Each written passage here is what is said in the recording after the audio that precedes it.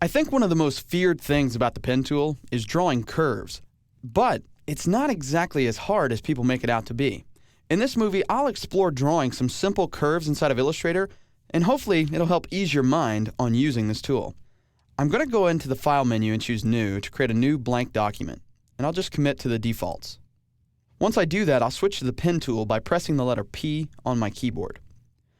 We've already seen how to draw straight lines. You just click and click to draw a point. But what if I wanted to make that line a curve? Well, let's undo that with Command and Control Z, and let's see how we can draw a curve. I'm going to click to set one point, and then I'll click to set a second point.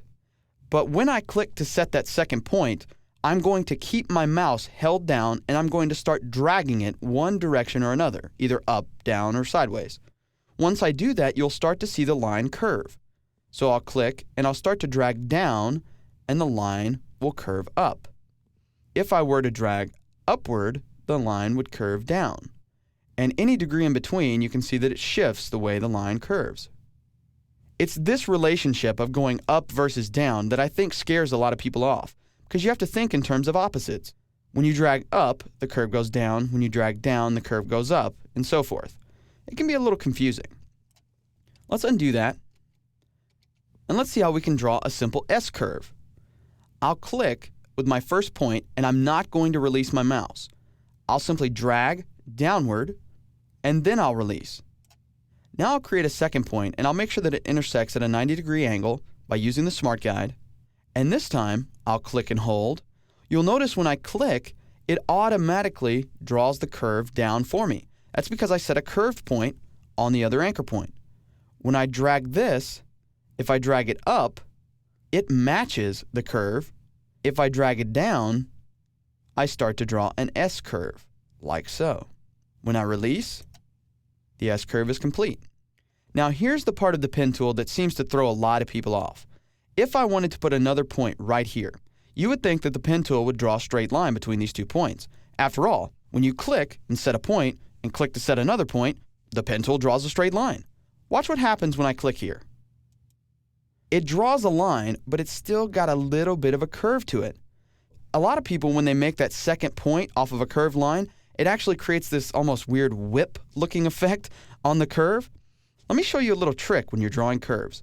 I'll undo this, and I'll come right back up here. We'll cover this extensively when I talk about using your keyboard a little bit later on, but for now, just know that you can always reset the pen tool to make it draw straight lines by coming back to the original anchor point that you set, holding down the Option key on the Mac, the Alt key on the PC, and clicking the anchor point. Notice how that one control handle went away? Now if I were to come straight down and click, the pen tool draws a completely straight line.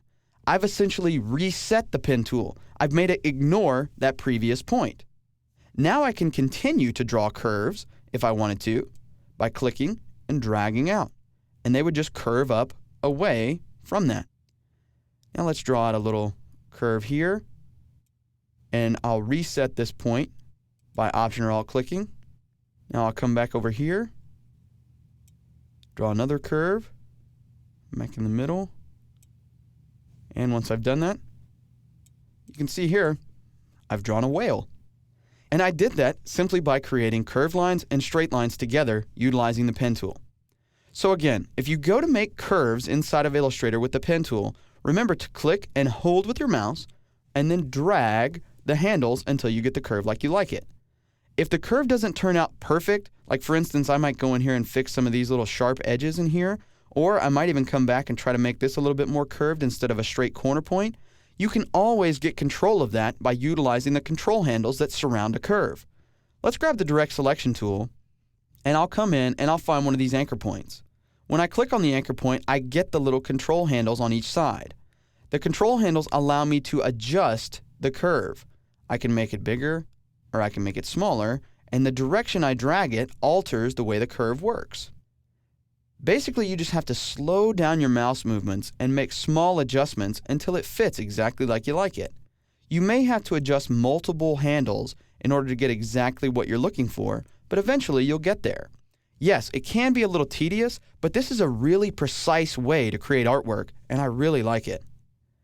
Let's click right here in the middle, You can see here I can just keep adjusting all of these different spaces in between these pieces of artwork. This one here I might move up a little bit. And then I may also adjust the curve, make it a little bit more gradual.